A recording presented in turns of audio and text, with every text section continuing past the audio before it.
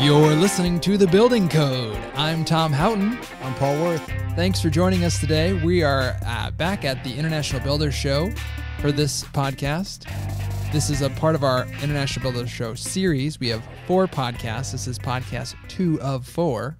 Doing some simple math. We're halfway there. Halfway there. This was a great one. Yeah, we've got Brad from A Finer Touch Construction joining us. And we had a great conversation with Brad about Buildertrend, about what he's building out in Arizona, and which includes, but not limited to, drinking fountains. Oh, that was a good one. Yeah. I got very excited about that. Like it's we happening. both did. It's happening for us. It you is, guys, yeah. You guys will love this. Yeah. And then we talked about commercial use of Buildertrend because they also do some commercial work. So stay tuned. That's towards the end of the episode. So stay tuned for that because it's a great discussion about seeing somebody use our product a little bit outside of the normal use. Well, that's what people think. But, you know, I think what would surprise a lot of people is some of our stats of the actual usage of Buildertrend. I mean, we have hundreds and hundreds and hundreds of commercial starts a year because much like with Brad, many construction companies will do some light commercial, some tenant improvement stuff, as well as, you know, residential remodeling, renovations, and like new homes. Yeah, and we talk about that diversifying, you know, your business, especially in this podcast. So yeah, and one of the cool things he says is how he started his business. That made him think right away about diversifying. Yeah, can't have all your eggs in one basket. Definitely. Let's listen now to our conversation with Brad from A Finer Touch. Brad is joining us. Brad Levitt. Is that pronouncing that correct? Pronounced perfect. Perfect. From A Finer Touch Construction. You might have seen them on Instagram at AFT_construction. They've got quite a following there. You probably have. We're looking at with these their photos. following. I'm looking at them right now, and these like are them? some great photos. Thank you. I'm, Scottsdale. Double tapping Scottsdale. these. Yeah. I was Yeah. just in Scottsdale. It's a good place. I was expecting not to be 45 degrees when I was there.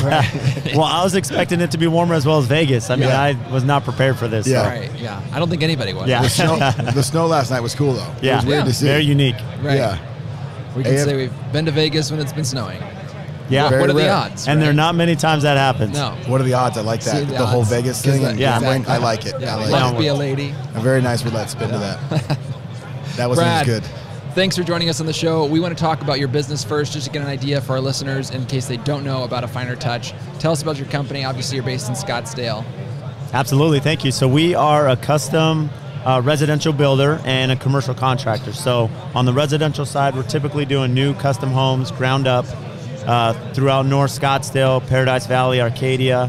And we'll also do some remodels, you know, on bigger scale. Most of our remodels are large reconfigurations, rebuilding the home, you know, de-Tuscanizing it, as some of our clients are doing now with that Tuscan look, yeah. right? Yeah. Trying to get maybe a more modern style. And on the commercial side, it's ground up construction as well as bigger, we call them TIs, tenant improvements. So we just finished a couple restaurants and breweries in Phoenix and Scottsdale. And so that's kind of our wheelhouse, those Cool. Nice. scopes of work. How many people?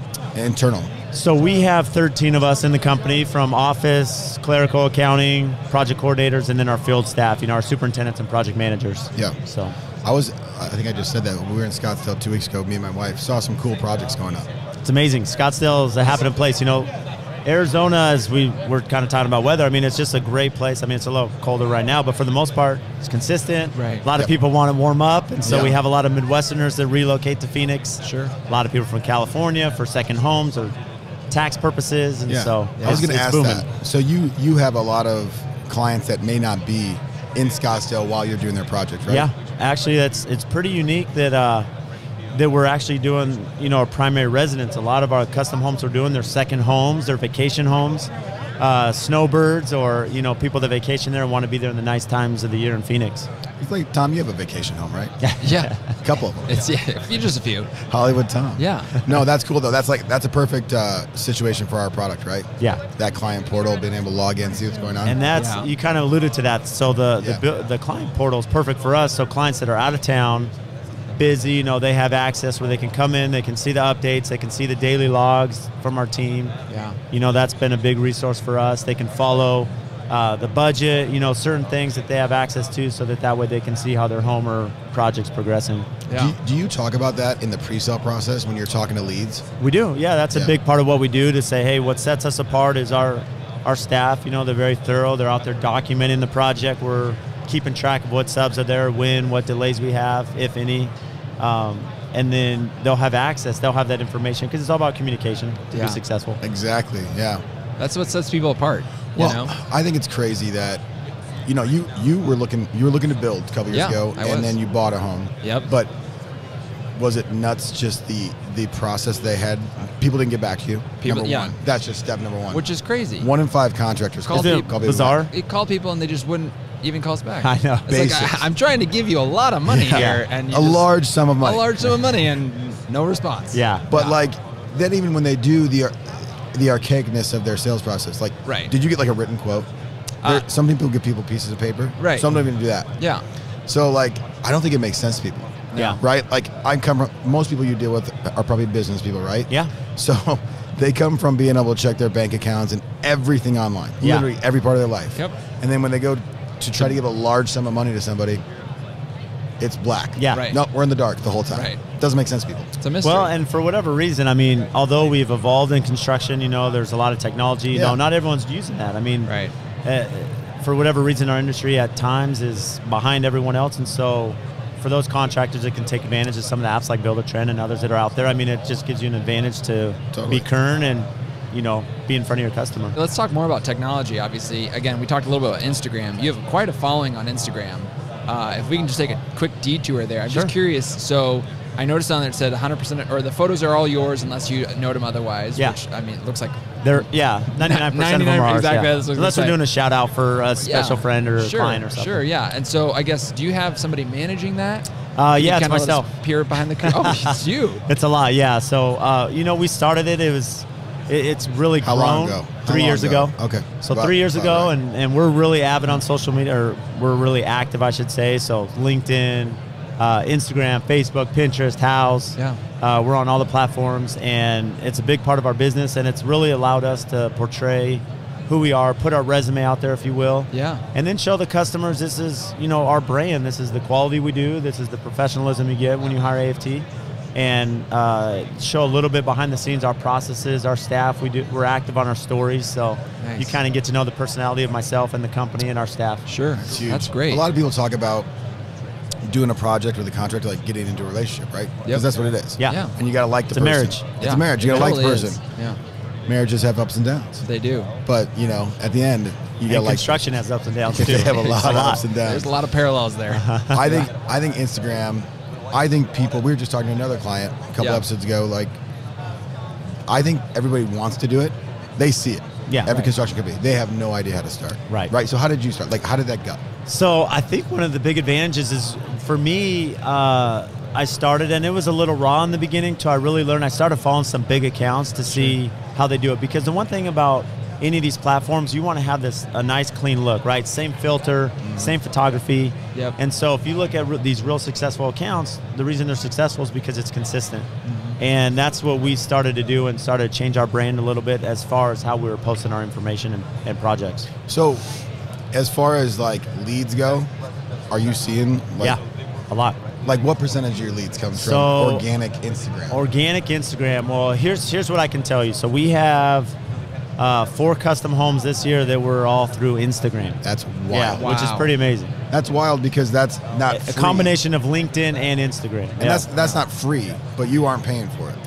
right. Your time. It's not free as far as monetary goes, but you mentioned it. I mean, for you to be successful on social media, you got to be committed. It's a constant thing, 3-4 hours a day, 7 days a week. It can be scattered throughout the day, of course, and but you have to be on there and you have to spend that time. And that's what people don't get, I don't think. So, like, do you have a schedule for yourself? Monday, Instagram, Tuesday, I don't really have a Twitter? schedule. I mean, with construction, it's pretty busy. Running a company, working with our staff, doing social media, I mean, everything's kind of all there. So as I find time throughout the day, and I do have time that I set aside to do posts, to comment back, to respond to questions and inquiries, and so, but you have to do it. You can't just put it out there and think it'll take itself. And it's like hope, anything. right. You have to put in time. You have Yep. to nurture it just like you would anything else. But the results are there. Yeah, Right. You they know? work. Yeah. A few of our clients, and the one thing that was surprising, the last person we spoke to, there's like a community Yeah. of builders. It's like a networking thing. It is. Isn't that? It's pretty Did you amazing. expect that? Well, when I first started, I didn't, but and it's amazing how that's grown. I mean, here we are at the Builder Show, meet with some of our vendors and companies, but at the same time, it's a big networking thing. There's an Instagram family, if you will, of contractors and other companies around the country that we've grown relationships with and friendships, and we share information and building knowledge, and here we are at these meetups, and it's like friends that you've had forever. It's pretty unique. That's really cool. Little fraternity of Instagram construction. Yeah. So. I bet you guys have no fun. No, not at all. No. Maybe that's why we don't have a voice, right? Yeah, exactly. Same. Yeah. So we were talking before your process with Buildertrend kind of getting started. You've been using Buildertrend for about 2 years, I think. About 2 years, yeah. What were you doing before Buildertrend? So honestly, before Buildertrend, we were using an antiquated Excel system, right? We had Excel punch lists, we had, tracking customers, and when we met Buildertrend and started having those conversations and going through the tutorials, we realized there's a huge advantage here, because now instead of trying to use Microsoft Project for our scheduling, trying to use Excel, a combination of all the above, now we can put everything in one place. We have the owner portal, we have daily logs, which is a huge part, because as we've had maybe questions with subs, or I want to go back and reference something, or maybe do a time lapse or social media, I can go back 4 months ago, see the photos that my PM or superintendent took on the project. Yeah, it's there. And scheduling, it's just so much more convenient. We tie our trades into it, and then now they can be informed, as the schedule's changing, which it does, for certain reasons. The client portal's huge. You know a stat? You want a stat, Tom? I do want to. I just pulled it for a presentation. You did. Since we started, we've created 1.3 million client portals. Isn't that crazy? That's amazing. 1.3 million homeowners have been able to have access to their job. And we're only like 20 of them, so.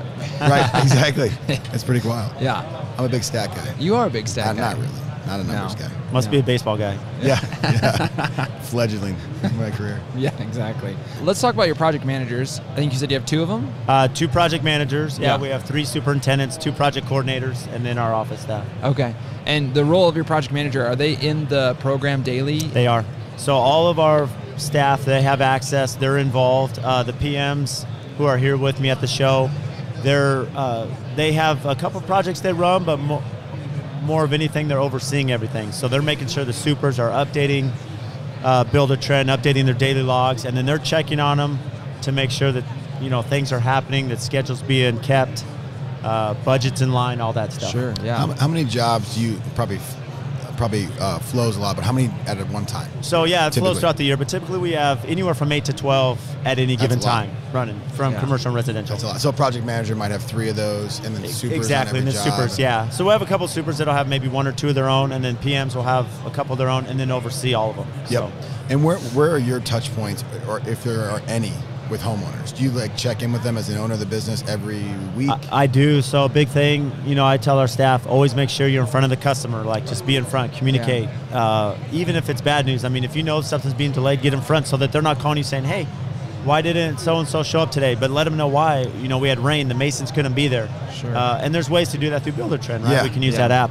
That's the number one thing people don't realize. They're scared. They're scared. They're scared of delays and things. But if you just tell the client what's going on, it's easy. Everybody's rational. Yeah. Like if you call clients and say, hey, because of rain and these guys are backed up, they're going to be pushed out 3 days, but we'll make it up later or at this phase. Yeah. Then they're kind of laid off. They know you're on top of it, instead of them feeling like they have to manage you to run their job. Well, they feel like they're being duped, or you're trying to hide something. Right. Exactly. And you said earlier, communication's key. Yeah, it's just better communication with your customers, which, I mean, everybody wants. We want that as customers ourselves. So it's like, why not just pass that along? Yep. Right. Let's talk about the International Builder Show. Show. So far? Yeah. Do you come here often? Is this your first show? This is our second show. We went to Orlando last year. This one's been amazing. It's been a great trip for us. Good. Do you come here often? That's what you said. I did. That's quite the line, Tom. Wild. How you doing? Yeah. Exactly. You come here often. So, anything cool you've seen? Any game changers at all? Yeah. Besides the obvious RV? One thing that, besides the obvious RV and Buildertrend spot, of course, right? Sure. Actually, yesterday we were, in some of our high-end custom homes, we're doing water fountains, right? Drinking fountains. Yep. Very common. Our clients like that access. Wait, drinking fountains? Yeah, in the house. Yeah. Never heard of that. High-end drinking fountains. Never heard of it's very. I mean, think about it. In Arizona, where it's hot, the kids can run in, get a drinking fountain, and they don't need. That way, mom doesn't have to wash 40 cups all throughout the day. Like the ones where you put your bottle up there and it just hits? Yeah, so now, so we were down. Into it. So LK has a now. They do our drinking fountains, but now they have a wall mount that's flush. So it's in the wall cavity, and you can it's a bottle dispenser. So if the kids are going to school, they can fill up their water bottle, and you don't have that tacky drinking fountain anymore. So that's something we'll be optimizing and using in our custom homes. Wild. I've never heard of that before. Neither have I. It makes sense though. Well, you don't drink water in Nebraska? No, I guess we're just buried in snow. We're just buried in snow. Yeah, we just eat the snow. Well, think about it. It's funny. You think about Arizona. It's a dry climate. It makes 100% sense. And part of the year, 6 months a year, is very warm. And so, my kids, when they're going to school, they're filling up their water bottle in the morning, and all the kids at school have, bottles of water. It's sure. Cool. I literally never thought of it. It just makes the most sense of all time. So it's super convenient. Now they have a wall mount one that's flush. It's clean. It's professional. It looks like a iPad almost, but it's in your wall. What's Tom, let's start a business. Oh yeah, because Nebraska doesn't know about it. It's so true. all new, all new to us. All new. Water. Yeah. What's the kind of?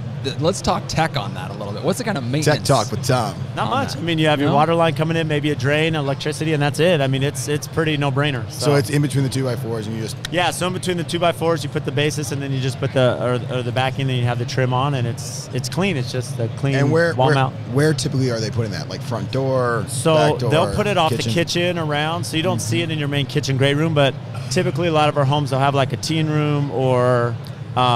A teen room? Yeah, a teen room they call another it, right? Concept I'm not Another okay concept. With. I know Welcome to Arizona. I know exactly. we had teen hotlines. So now it's changing from teen lines to teen rooms where you sit there and just text each other as you're looking at each other. Right, exactly. Yeah, what happened? I don't want to know what happens in the teen room, actually. Never mind. Yeah. No, it's so anyway, we have areas around the home, we'll tuck it around. Or maybe it's, it's indoor-outdoor living, so we put in the big multi-sliders, right? Yeah. Yes. Big covered Love patios. those. So sometimes you'll have it right on the exterior and it's refrigerated, and you'll have it under the covered patio. So that's a great place to put that.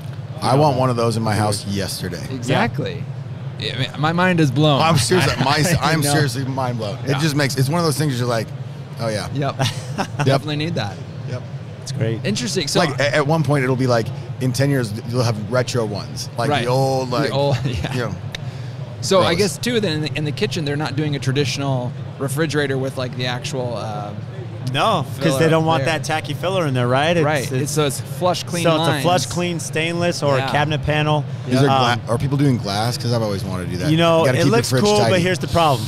If your kitchen's not perfectly organized and clean, it just looks bad. It looks great in the showroom where you just have some bottles, but real life, real life doesn't work. But some of the real high-end refrigerators that we do, they're inside, so they're never on the exterior, but as you open them, they're in the door on the inside, water dispenser or ice. Oh, okay. So that's where they'll do that because, it's just in the homes we're doing, it's going to be a nice clean front, whether it's stainless or cabinetry. Who's the manufacturer you said that does that? LK. E-L-K-Y. Yeah, Show notes. Yep. Check out the show notes for that. We'll give or them a plug. just walk by your local. Yeah, we met with them the first day. Or just leave Nebraska. They're and like you probably already know they're about like it. the biggest manufacturer of drinking fountains. Yeah, they're everywhere. Yeah, they do. Yeah, and you're acting like you know this. Of course I He's know a pro. this. Tom does his research. I hydrate. He knows you got to stay this. hydrated. He's not memorizing baseball stats all day. No, I'm not. How if you hydrate? I guess that's what you were doing. I was hydrating. Yeah. Okay, you blew our minds with the drinking fountain. There's got to be something else too.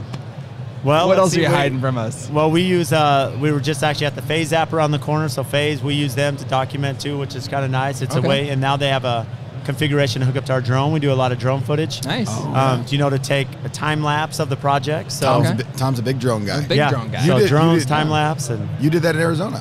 Which company was that? What client was that? Camelot Homes. Camelot Homes. Oh yeah. Do you know them? I do. Yeah.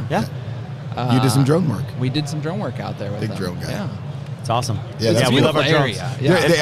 They're great content, honestly, when you and people love that. The customers, that's another thing for social media we'll use, and it really takes off. People love to see that view of, absolutely, from up above. Yeah, it beats the view from Nebraska, too. There's actually like mountains and, hillsides and cacti. Exactly. We're being a little hard on Nebraska right now. Well, There's good things. It's because it's winter. Yeah. Tune back in our summer podcast where we're raving about Winter College isn't World coming. Series. Winter came, and it's not great. It's not. We're mid-polar vortex, and we're not happy about it. Yeah, polar vortex. I did go on a golf trip this summer to Mullen, Nebraska. You did? What? I did, yeah. And almost hit some cattle as we're trying to get to the golf course. Get all the cattle that are sitting in the middle of the road. So welcome to Mullen, Nebraska. There you go. You just confirmed every single stereotype of Nebraska. That's true. Unfortunately. Yep. What course was that? It's Dismal River. Dismal River, sure. Yeah, private course. Yeah. A buddy of mine, he's a big golfer, and he won a golf trip there, so it was great. Oh, yeah, we're familiar. It's great. It's an amazing course. Let's talk about, we talked about tech. Tech Talk with Tom is done. That wraps up our segment on Tech Talk with Tom. We talked about the Builder Show. So this is really interesting. You're kind of a different niche of user of Buildertrend. You're doing residential and commercial all inside the platform. We are. Let's talk about that decision, I guess, how you use it, what the benefit is. Obviously, you're keeping everything in one place still. Yeah, so we started out with residential, and it was just a great system for us as I mentioned, that we're tracking our scheduling and our daily logs and information and communication with the trades, punch list, taking pictures, highlighting things, sending it to them, and realize it's perfect for our commercial. So it hasn't given us any pushback. Yeah, it's no different on any of our commercial projects. And my superintendents that are running the brewery or the restaurant, or we're going to be doing a big facelift on a commercial development and then doing some ground up development here in April. And we'll be using that same system for scheduling and even can create an owner portal for our clients on the commercial side. And we've layered on an RFI feature, which is big in the commercial world. Yep, absolutely. A lot of RFIs in commercial. Dan Houghton, co-founder of Buildertrend, just jumped in. I got to ask this question. Talk to us about the differences between a customer on a commercial job versus a residential job. It's a great question. So, and I'm often asked by a lot of my peers, like, do you like residential more, commercial? And it's so different. On the custom side, you're dealing with a client that's very passionate, right? They're spending a lot of money. It's personal. It's personal. Yeah. They're taking a lot more decision time when they're picking their tile and grout and paint colors, So that's a very emotional decision for them.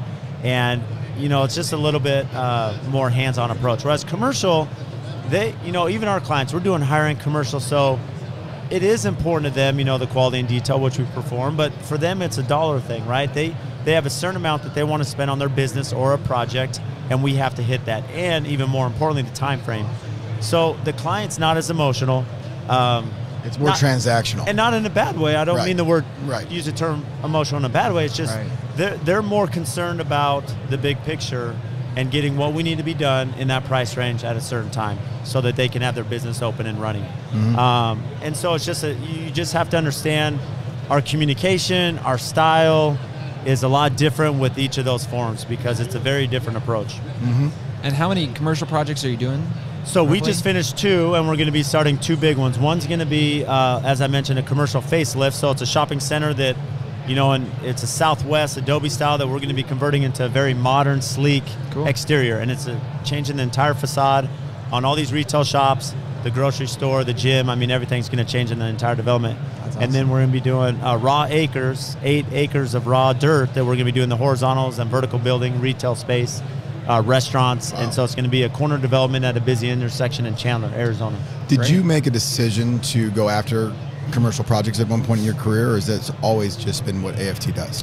Yeah, so quick background. I grew up in San Diego. I grew up as an electrician in the trades. Yep. Went to school, graduated construction management, and then moved to Phoenix, and I worked for a builder, and we did commercial and residential. So we had that experience and had worked on medical. We had done some ambulatory centers. We had built a $300 million hotel and resort there in Phoenix, and worked on the custom homes, and so we were able to get a vast array of experience. So when I started our company at the end of 2011, we wanted to, we had lived through the recession, so I wanted to make sure that we were diversified, commercial, residential. That way, as the economy ebbs and flows, so we have to target that and always be prepared for what's next. Common thing from our very, very good clients, they diversify. You got it. Because you're not locked into one thing in one economy. Right. Because if that tanks. Yeah. That ship has sailed too, Yeah. Everything's fluctuating all the time. But you made it seem really simple, right? Because you're like, it's the same process, right? We need processes, we need accountability, we need to track it.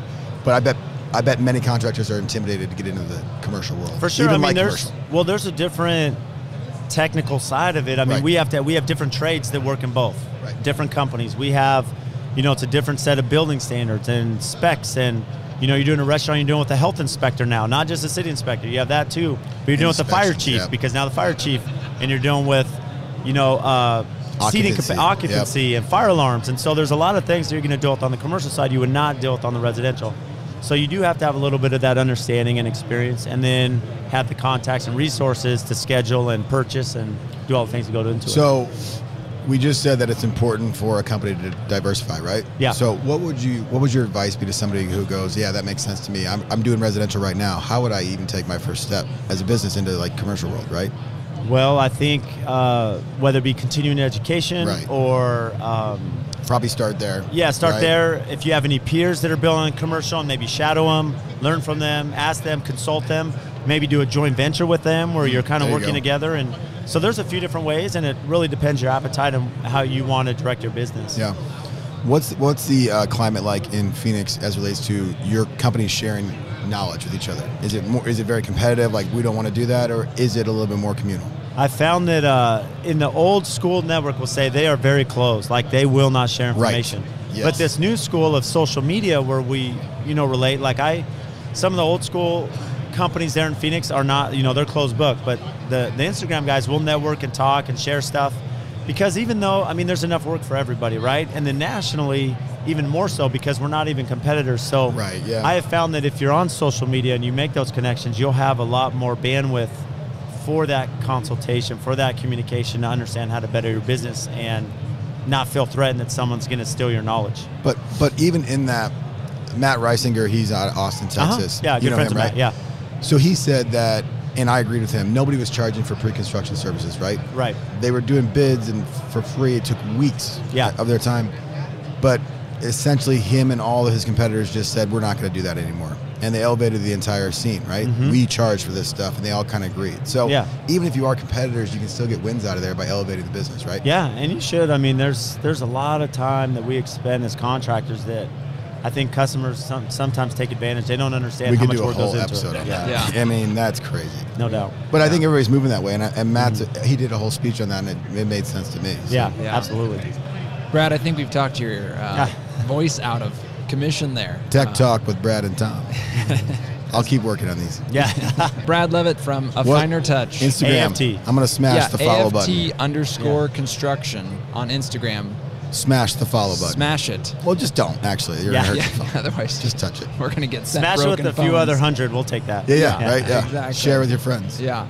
Check them out. I'm sure we'll probably see some of those commercial projects. You will. Follow there. along. Yeah, So follow you us. can If see. you look up all our handles, AFT Construction, you'll find us on all the platforms and follow us along. Awesome. Thank you so much for your time. Again, sharing your Buildertrend experience, but also just sharing your industry experience. We really appreciate that. Appreciate you. Yeah, thanks, guys. All right, man. All right. Wow, what a great conversation with Brad. Yeah, he was a great guy. Opened up a lot about his business, and quite the following on Instagram. Yeah, don't forget to follow him on Instagram if you're not following him. And if you have any other questions or want to learn more about our podcast, check out our show notes page at buildertrend.com/podcast. You can learn more about what's coming up next, more about this podcast. Again, tune in next time for another discussion at the International Builder Show with another one of our great clients. And don't forget to rate the podcast. Yes. Subscribe, tell all your friends, rate the podcast if you like it. We'd love to hear that. Tune in next time for more of The Building Code, a Buildertrend podcast. Appreciate y'all listening.